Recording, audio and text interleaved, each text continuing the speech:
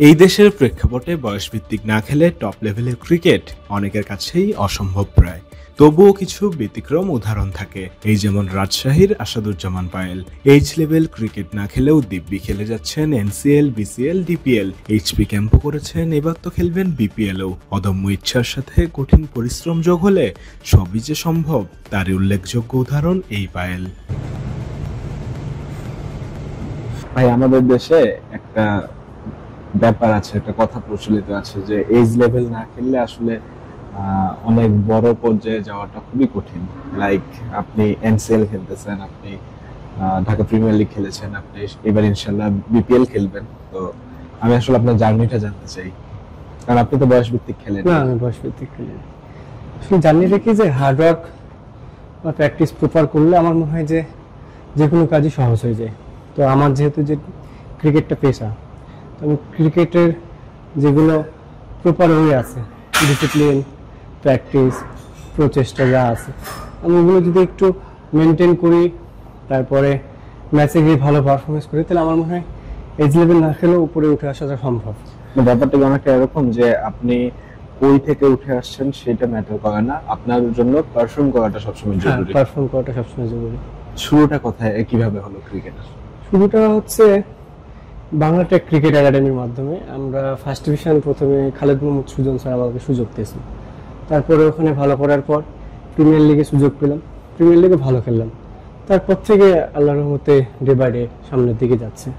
BPL খেলবেন এবার, মানে এবার যখন জানতে পারলেন যে আপনি বিপিএল একটা দল পেয়েছেন, তখনকার অনুভূতিটা আসলে কেমন? আসলে প্রথমে আলহামদুলিল্লাহ, আল্লাহ শুকরিয়া আদায় করছি, বাট অনুভূতিটা খুবই মানে ভালো, পজিটিভ। কিন্তু আমি চাচ্ছি আমার মানে বহির প্রকাশটা আমি পারফরমেন্স দিয়ে করতে যাচ্ছি, কারণ সামনে একটা জাতীয় লিগ টি20 আছে, তারপরে বিপিএল। আমি চাচ্ছি যে আমার পারফরমেন্সটা এইসব জায়গাগুলোতে শো করতে, যেটার জন্য আমি ওয়েট করতেছিলাম, যে একটা বড় প্ল্যাটফর্মে নিজের যোগ্যতাটা তুলে ধরা। আপনার সমবয়সী যে ক্রিকেটাররা 19 খেলেছে, 17 খেলেছে, মানে তাদেরকে টপকে একটা লেভেলে আসাটা, এই জার্নিটা আসলে কতটা কঠিন ছিল? হার্ডওয়ার্কের গল্প তো দেখতেছেও শুনতেছেও, বাট কঠিনই ছিল। কারণ হচ্ছে যে আমাদের কি এজ লেভেল না খেললে একটা কি হয়, যে আমরা ওরকম প্ল্যাটফর্মে যাওয়াটা খুব টাফ হয়।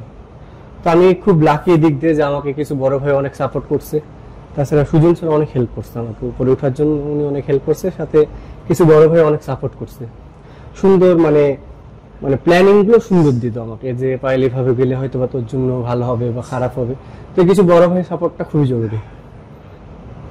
জাতীয় দলের সাথে মাঝখানে হচ্ছে প্র্যাকটিস করেছেন, সো ওই এক্সপেরিয়েন্সটা কেমন ছিল? খুবই ভালো, কারণ হচ্ছে ওখানে অনেক কিছু মানে মানে ওই জায়গাটাতে যাওয়ার তো সবার ইচ্ছা থাকে। তো যাই হোক, একটা বোলিং ক্যাম্পে গেছিলাম, তো দেখে মনে হচ্ছে যে মানে মানে নিজের ফোকাসটা আমি হয়তো বুঝাতে পারছি না, বাট জায়গাটা খুব মানে খুবই আনন্দের একটা জায়গা। ওই জায়গাটা সবাই নিজের নিজের কাজে ব্যস্ত, নিজের নিজের যা যা প্রয়োজন, ব্যাটিং, বোলিং, ফিল্ডিং, সব নিজ নিজ কাজে ব্যস্ত। মানে দেখলে মনে হচ্ছে যে একটা মানে পরিকল্পিত একটা সাজানো গোছানো একটা মানে জায়গা ওটা। আমি যখন আপনার ইন্টারভিউটা করছি, আপনি অনেক ঘেমে গেছেন, খুব স্বাভাবিকভাবেই অনেক লম্বা সময় জিম করলে আসলে এমনই হয়। আজকে যে অবস্থানে আছেন মাশাআল্লাহ, এই ঘামেরই ফল কিনা? হ্যাঁ, 100%। পরিশ্রম না করলে কখনোই কোনো কিছু সম্ভব না। সঠিক উপায়ে পরিশ্রম করলে আমার মনে হয় সবকিছু সম্ভব। বাংলা ট্র্যাকে গল্পটা যেহেতু আসলোই, স্বাভাবিকভাবে বাংলা ট্র্যাক মানে আমরা খালেদ মাহমুদ সুজন স্যারকেই আসলে বুঝি। তো এখানে খালেদ মাহমুদ সুজনের অবদানটা আসলে কতটা আপনার এত দূর উঠে আসার পেছনে? পুরোটাই ধরতে গেলে, কারণ আমি তো কোনো এজ লেভেল খেলিনি, ওনার হাত ধরে ঢাকাতে আসছি। তো আপনার অনেক হেল্প করছে আমাকে, কারণ আমি গিয়ে ঢাকা প্রিমিয়ার লিগের মতো জায়গাতে ভালো খেলছি। আমি শেখ জামালের সাথে একটা ম্যাচও জিতেছি লাস্ট ওভারে 11 রান লাগে, মেবি 6-7 রান দিয়ে ম্যাচ দিয়েছি প্রিমিয়ার লিগে। তো সাত যদি সুযোগটা না দিত আমাকে, আমি কিন্তু এত দূরে আসতে পারতাম না। তো সারের অনেক বড় অবদানই আছে আমার মতে।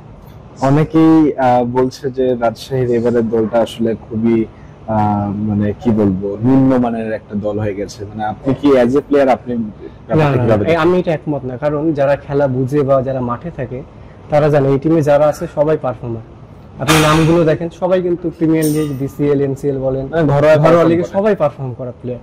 আর আমি এই টিম নিয়ে খুবই আশাবাদী যে আমরা জানি না কতটুকু যেতে পারবো, ইনশাল্লাহ মেবি আমি এতটুকু বিলিভ আছে যে মানে টপ 4-এ থাকবো আমরা ইনশাল্লাহ, হয়তোবা।